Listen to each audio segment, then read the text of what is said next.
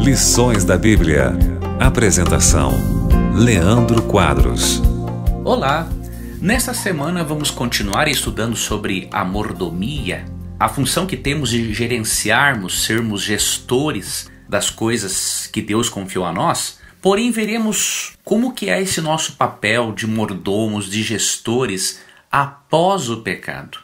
Quero começar lendo para você um texto que está em 1 Tessalonicenses, capítulo 2, verso 4.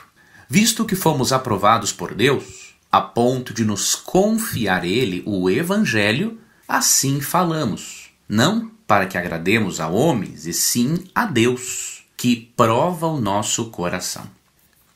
Antes do pecado, Deus havia confiado a Adão e Eva o cuidado do planeta. Deus disse para Adão e Eva em Gênesis 1, 26 a 28, para que a terra fosse sujeita a eles. Ou seja, eles eram os gestores de Deus, mordomos de Deus. Só que com a entrada do pecado, Deus nos confiou agora não somente o cuidado do planeta, Ele nos confiou também as verdades espirituais, nos confiou o Evangelho. Por isso a Bíblia diz que nós somos dispenseiros da graça de Deus. Você e eu somos chamados a gerirmos, diríamos assim, sermos gestores da mensagem de salvação, levando-a às outras pessoas e utilizando das estratégias corretas para que cada pessoa, dentro do seu contexto cultural, de acordo com a sua capacidade, possa compreender a mensagem de salvação. Perceba que a mordomia cristã, após a queda, se ampliou. Você e eu somos chamados a cuidar do mundo material, a preservarmos a natureza, a administrarmos bem, inclusive, os recursos financeiros que Deus nos dá. Porém, Deus também nos confiou a missão de pregar o Evangelho. Que você seja um bom mordomo, um bom gestor de Deus em todos os aspectos. Que você seja um grande administrador, tanto dos recursos materiais quanto dos recursos espirituais. Um forte abraço e até amanhã em mais um programa Lições da Bíblia. Você ouviu Lições da Bíblia. Apresentação: Leandro Quadros.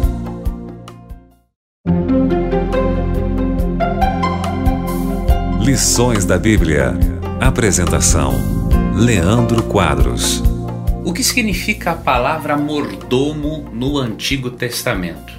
No Antigo Testamento, a palavra mordomo ocorre umas poucas vezes, mas na maioria desses casos, essa palavra se refere a alguém que administra uma casa.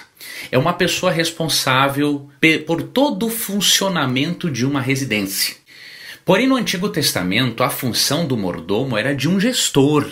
Ele tinha a responsabilidade de administrar não somente assuntos domésticos, mas também os bens do seu senhor. Ou seja, era uma pessoa que tinha grande habilidade de administração. E no Antigo Testamento, você percebe que um gestor ele tem algumas características interessantes. Primeiro, a posição do gestor ou do mordomo era de grande responsabilidade. Em Gênesis 39, verso 4, lemos sobre José o seguinte: logrou José mercê perante ele, a quem servia, e ele o pôs por mordomo de sua casa, e lhe passou às mãos tudo o que tinha. Então perceba, a posição dele é de grande responsabilidade, porque ele administrava os assuntos domésticos e também os assuntos, as questões financeiras do seu senhor, do seu chefe, diríamos assim. Outro detalhe, o mordomo, ele sabia muito bem que o que havia sido confiado a ele pertencia ao proprietário. Ele era fiel em saber que mesmo ele administrando muita coisa, aquilo não pertencia a ele. Essa característica você pode ler em Gênesis 24, 34 a 38. E uma outra característica do trabalho de um mordomo ou de um gestor no Antigo Testamento, diz a Bíblia que se esta relação de confiança fosse rompida, ele era imediatamente dispensado. Essas características nos mostram que se o mordomo nos dias do Antigo Testamento tinha grande responsabilidade em administrar as coisas do seu Senhor, você, como mordomo de Deus, precisa também ser responsável em administrar tudo aquilo que Deus confiou às suas mãos. O mordomo no Antigo Testamento se identificava com o seu patrão, a tal ponto de que as ações do mordomo ou do gestor estavam unidas com as ações do seu chefe. Ou seja, o mordomo, o gestor no Antigo Testamento, ele só agia de acordo com a maneira como o seu senhor agiria naquela situação. Eles estavam, diríamos assim, afinados um ao outro. E eu lhe pergunto, amigo ouvinte, você está afinado com Deus para que você possa, na sua função de gestor, agir como Deus agiria na administração dos recursos que Deus te deu? Lembra que Deus deu a você o tempo, os seus talentos, os seus recursos financeiros, o seu corpo. Você tem administrado essas coisas que Deus confiou a você. Você tem agido em relação a esses bens da mesma forma como Deus age na administração dos mesmos? Esta é a pergunta que deve ficar na sua mente hoje, para que você possa avaliar se está ou não sendo um bom gestor de Deus. Amanhã veremos um pouco agora do significado de mordomo ou gestor no Novo Testamento. Que Deus lhe guarde e até o nosso próximo estudo. Você ouviu Lições da Bíblia. Apresentação: Leandro Quadros.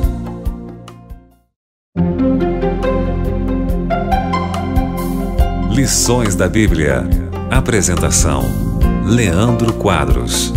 Como um mordomo agia nos tempos do Novo Testamento? Ontem aprendemos o significado de mordomia ou de administração no Antigo Testamento.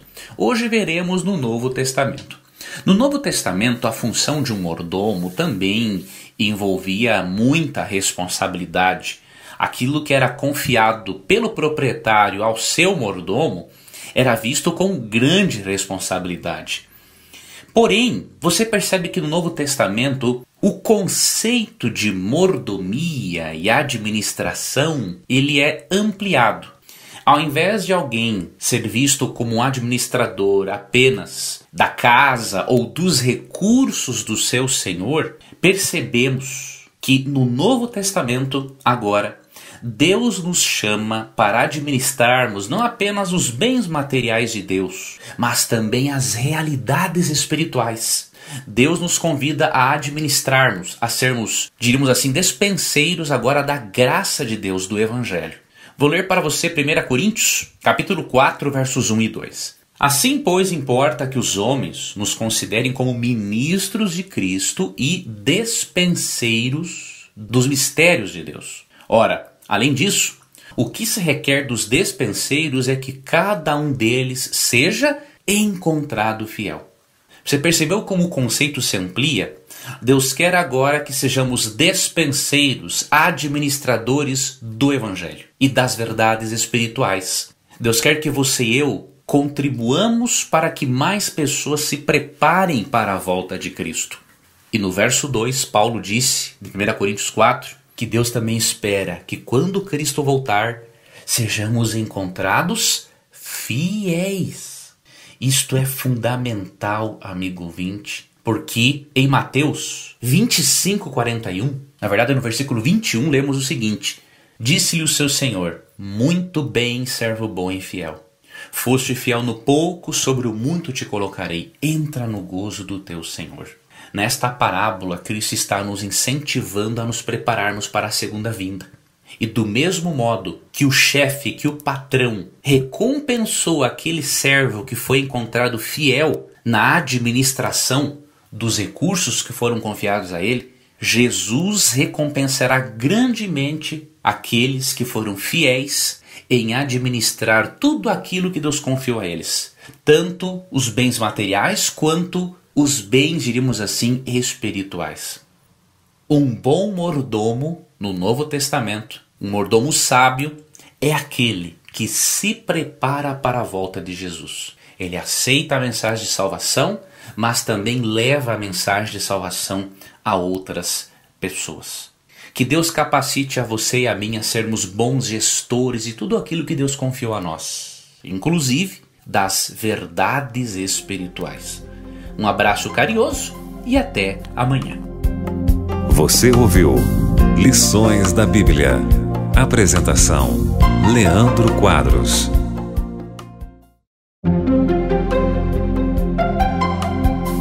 Lições da Bíblia. Apresentação: Leandro Quadros. A Bíblia ensina que você e eu somos mordomos ou gestores dos bens que pertencem a Deus, porém, isso não acontece apenas no plano material. Nós também somos gestores das verdades espirituais do Evangelho. Vou ler para você um texto que se encontra em Colossenses, capítulo 2, versos 2 e 3, que diz: para que o coração deles seja confortado e vinculado juntamente em amor, e eles tenham toda a riqueza da forte convicção do entendimento, para compreenderem plenamente o mistério de Deus, Cristo, em quem todos os tesouros da sabedoria e do conhecimento estão ocultos. Entre outras coisas, esse texto diz que Cristo é o mistério de Deus. E em 1 Timóteo 3,16, Paulo diz que grande é o mistério da piedade. Aquele que foi manifesto na carne, foi justificado em espírito, contemplado por anjos, pregado entre os gentios, crido no mundo, recebido na glória. Aqui está falando da pessoa de Cristo e que o mistério da piedade é a encarnação de Cristo, sua morte na cruz e sua ressurreição. A palavra mistério no grego, a palavra mysterion, se refere a algo enigmático, obscuro, desconhecido e até incompreensível. Porém, parte desse mistério de Deus foi nos revelado e este mistério é chamado encarnação de Cristo, a salvação do ser humano. É compreensível que você e eu não consigamos entender muitas verdades divinas porque a lógica divina é infinitamente superior à nossa. É misterioso o amor de Deus ser tão grande pelo ser humano, ao ponto de ele morrer por seres totalmente depravados e ao ponto de ele, na pessoa de Cristo, encarnar-se e morrer numa cruz para pagar a dívida que nós tínhamos para com a lei dele, Deus, que é o grande legislador. Entretanto, amigo ouvinte, Deus nos confiou a missão de entendermos aquilo que foi revelado acerca da divindade e transmitirmos às outras pessoas. Olha o que Paulo diz em 1 Coríntios 4, verso 1. Portanto, que todos nos considerem como servos de Cristo e encarregados dos mistérios de Deus. Você e eu somos encarregados de falar, de levar às pessoas aquele mistério de Deus que foi oculto desde a eternidade, a encarnação de Cristo e a sua morte na cruz em lugar do pecador.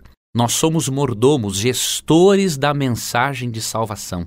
E por isso Deus conta com você e comigo para ajudarmos as outras pessoas a aprenderem acerca daquilo que Ele revelou. Agora, não tente, amigo ouvinte, entender aquilo que Deus não revelou, porque você vai perder tempo.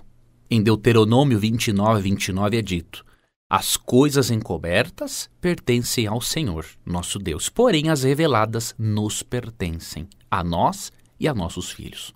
Aprofunde-se sempre. Busque compreender o mistério da salvação a todo instante. Busque compreender os mistérios da vida sempre. Agora, tenha humildade para reconhecer que você chegará num ponto em que você não conseguirá explicar mais nada. A nossa mente é muito corrompida pelo pecado, de modo que entendermos a realidade espiritual, que é muito superior à nossa realidade corrompida hoje, se torna algo totalmente inviável. Se nós não conseguimos usar 5% da nossa capacidade cerebral, vamos conseguir entender a Deus? Se não conseguimos entender o nosso próprio cérebro, vamos entender a divindade? Só podemos entender a Deus na medida em que Ele se revela a nós. É por isso que todo ser humano precisa da revelação especial de Deus. E isso ocorre através da Bíblia. O Espírito Santo fala ao nosso coração, nos mostra no texto bíblico a forma como Deus se revela. Siga adiante, amigo ouvinte, sendo um mordomo dos mistérios de Deus, sendo um gestor da mensagem de salvação para que outras pessoas conheçam aquilo que Deus revelou, para que elas possam ser salvas pela fé por meio de Jesus Cristo. Um forte abraço e até o nosso próximo encontro. Você ouviu Lições da Bíblia. Apresentação: Leandro Quadros.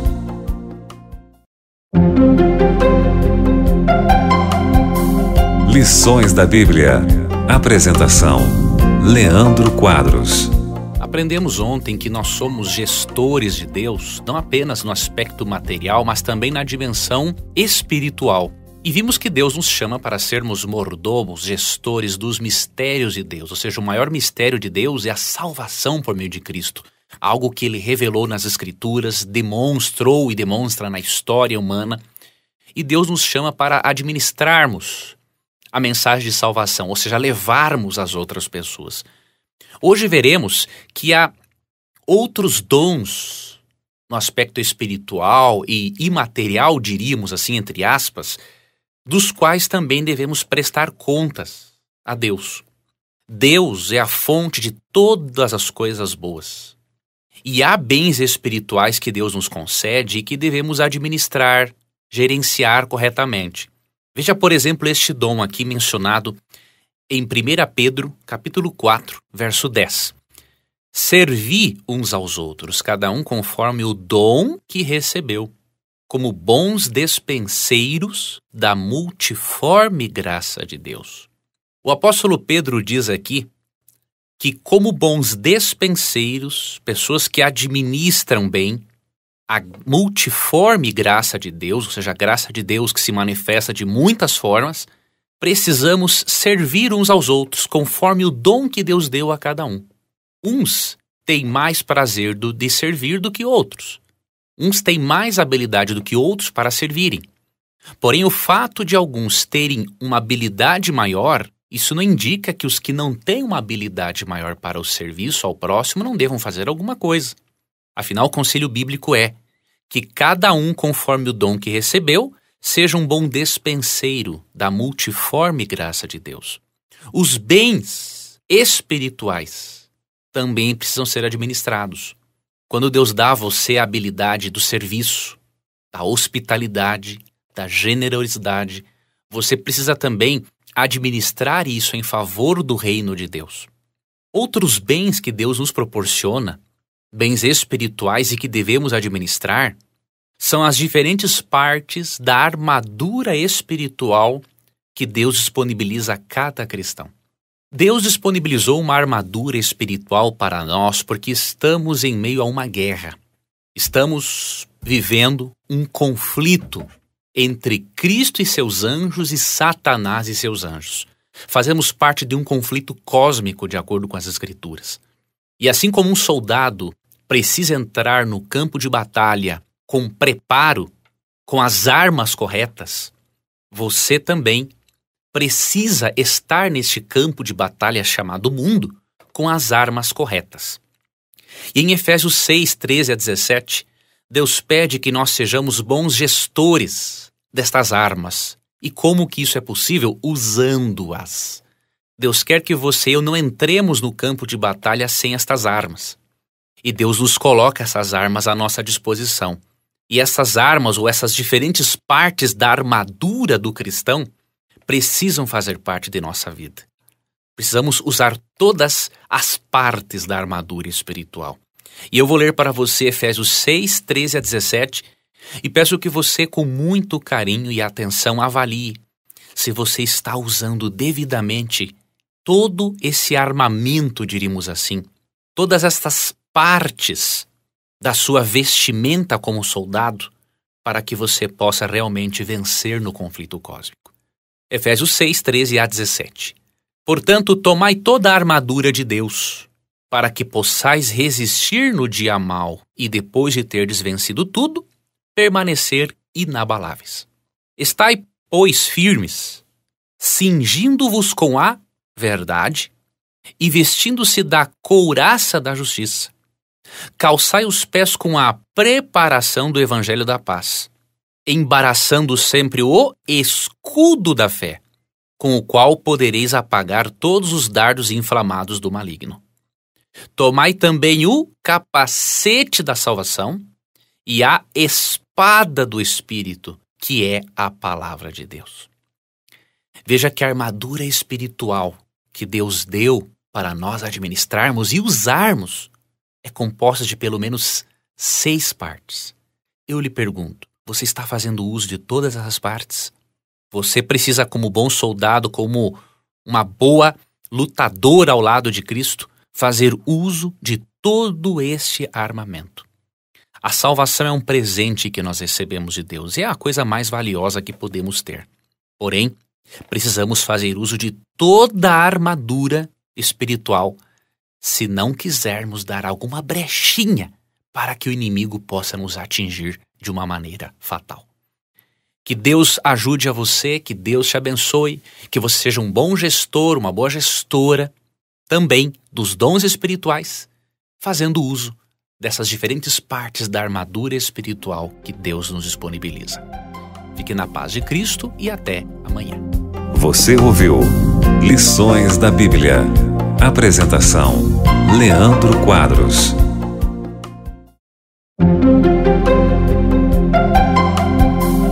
Lições da Bíblia. Apresentação: Leandro Quadros. Hoje, amigo ouvinte, vamos analisar um pouquinho sobre a nossa responsabilidade como mordomos, como gestores de Deus. De uma coisa é certa, cada pessoa dará contas de si mesma a Deus. Em Romanos 14:12, um texto que fala sobre o juízo, Romanos 14:12 diz o seguinte: assim, cada um de nós será responsável por sua vida diante de Deus. Isso significa, amigo ouvinte, que ninguém vai dar contas da vida dos outros diante de Deus. Aplicando para o nosso estudo dessa semana, ninguém poderá dar contas do uso que alguém fez ou deixou de fazer do seu dom espiritual. Romanos 14:12 diz que cada um dará contas de si mesmo a Deus, e por isso há um princípio moral muito importante aqui, o de que somos responsáveis individualmente pelas nossas decisões e pelo uso que fazemos dos dons espirituais que Deus nos deu. Não podemos delegar a nossa função a outro. Não podemos pedir que outro administre o nosso dom espiritual. Mesmo que o seu e o meu livre-arbítrio sejam corrompidos pelo pecado, nós ainda temos uma parte dele para que sejamos responsáveis por nossas ações. Por isso Deus requer que você e eu administremos devidamente a nossa vida, mas também os dons que Deus nos dá. Deus nos dá dons materiais e dons imateriais, dons espirituais. Você deve administrar bem os seus dons materiais e também os dons espirituais que Deus lhe deu para a propagação do Evangelho e para o seu desenvolvimento como pessoa e como cristão. 2 Coríntios 5, verso 10, é um outro texto que apresenta este princípio da responsabilidade pessoal. Vou ler para você 2 Coríntios, capítulo 5, verso 10, vou ler aqui na Nova Versão Transformadora. Pois todos nós teremos de comparecer diante do tribunal de Cristo, para que cada um receba o que merecer pelo bem ou pelo mal que tiver feito neste corpo terreno. Se a salvação é individual, o exercício dos dons espirituais também é individual. Portanto, amigo ouvinte, você não vai poder chegar para Deus após a volta de Jesus e alegar o seguinte: Senhor, eu não fiz uso do meu dom espiritual porque eu não gostava do pastor da minha igreja. Deus poderia perguntar para você o seguinte: mas quem é que te deu esse dom espiritual? Foi o pastor da igreja ou fui eu? Se fui eu, você tem que prestar contas a mim, não ao pastor. Você entende? Ah, Senhor Deus, eu parei de exercitar o meu dom espiritual porque a igreja não me dava oportunidade. Você não vai ter desculpa, porque não é só a sua igreja que precisa do exercício dos dons espirituais. Há muitas igrejas da sua própria denominação religiosa que estão precisando de pessoas. Ah, Senhor Deus, eu parei de ir na igreja de exercer meu dom espiritual porque lá as pessoas são muito fofoqueiras e egoístas. Nada a ver uma coisa com a outra. Quem te deu o dom espiritual foi Deus. Não são para as pessoas fofoqueiras que você deve prestar contas. Você deve prestar contas para Deus. Por isso, se a salvação é individual, amigo ouvinte, Deus também nos cobrará de forma individual quanto ao uso que fizemos ou não dos dons, dos talentos que Deus nos deu. Amanhã eu vou ler para você a parábola dos talentos, uma parábola muito importante e forte que vai conscientizar você, definitivamente, de que você tem que prestar contas a Deus de forma individual e não ficar baseando-se nos outros. Você não pode perder o programa de amanhã. Você precisa acompanhar este programa para que você tenha certeza de que Deus quer que você seja um gestor responsável e dependente só de Deus e não dependente de outras pessoas para exercitar, para desenvolver os seus dons espirituais ou os seus dons materiais também. Aguardo a você no programa de amanhã. Um forte abraço e até lá. Você ouviu Lições da Bíblia. Apresentação: Leandro Quadros.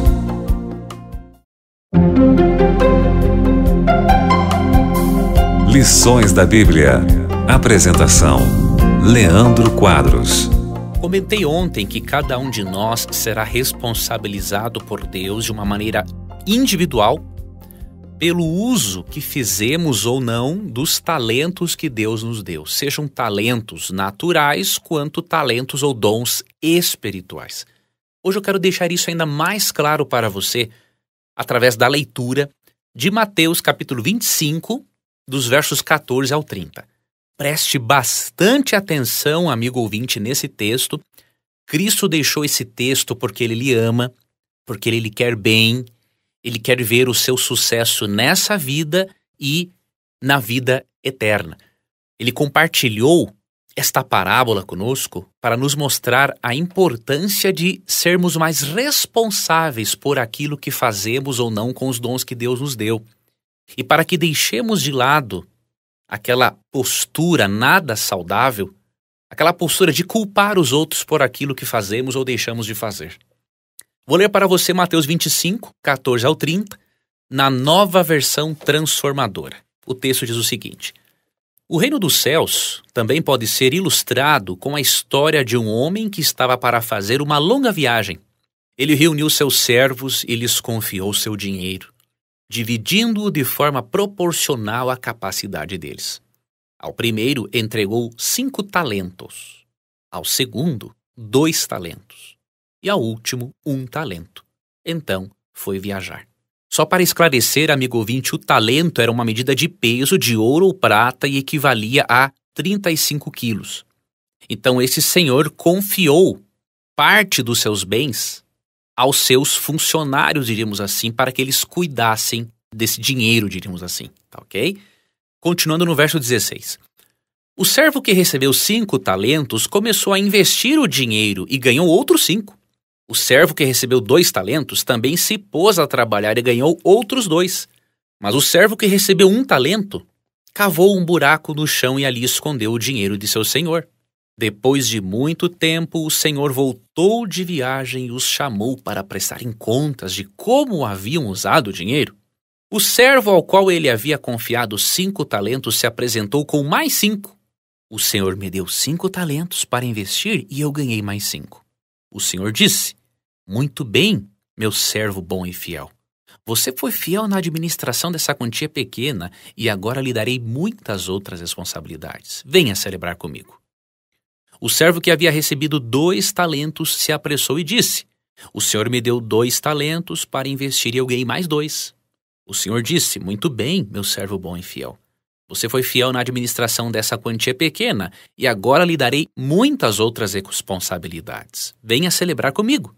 Por último, o servo que havia recebido 1 talento veio e disse: Eu sabia que o senhor é homem severo, que colhe onde não plantou e ajunta onde não semeou. Tive medo de perder seu dinheiro, por isso o escondi na terra. Aqui está ele. O senhor, porém, respondeu: Servo mau e preguiçoso. Se você sabia que eu colho onde não plantei e ajunto onde não semeei, por que não depositou meu dinheiro? Pelo menos eu teria recebido os juros. Em seguida ordenou: Tirem o dinheiro desse servo e deem ao que tem os 10 talentos. Pois ao que tem, mais lhe será dado, e terá em grande quantia. Mas do que nada tem, mesmo o que não tem, lhe será tomado. Agora lancem este servo inútil para fora, na escuridão, onde haverá choro e ranger de dentes. Você percebeu nesta parábola que Deus não se importa com a quantidade de dons que você tem, mas que Ele se importa sim se você está administrando-os ou não? Um servo, um funcionário, recebeu 5 talentos. Administrou-os devidamente e ganhou mais 5. O outro recebeu 2. Administrou-os devidamente e ganhou mais 2. E o Senhor deu uma grande recompensa para ambos, independente da quantidade de talentos que eles tinham. Já o servo que recebeu um único talento, mas que não o administrou, foi duramente castigado. Amigo ouvinte, Deus pode ter te dado um dom, 2, 3, 4, 5, 6, 7, 8, 9, 10, não importa. O que Deus quer é que você cuide com muito carinho e desenvolva e dê juros a Deus dos dons que Deus tem lhe dado. Você tem feito isso? Tem trabalhado em relação a isso? Cristo deixou esta parábola para a sua e para a minha advertência e também para nos motivar. Não importa a quantidade de dons que tenhamos. Se cuidarmos deles, se formos bons gestores, o grande chefe divino nos dará grandes recompensas, grandes responsabilidades na eternidade. Que você tenha um ótimo final de semana. Muito obrigado por sua companhia e até amanhã em mais um programa Lições da Bíblia. Você ouviu Lições da Bíblia. Apresentação: Leandro Quadros.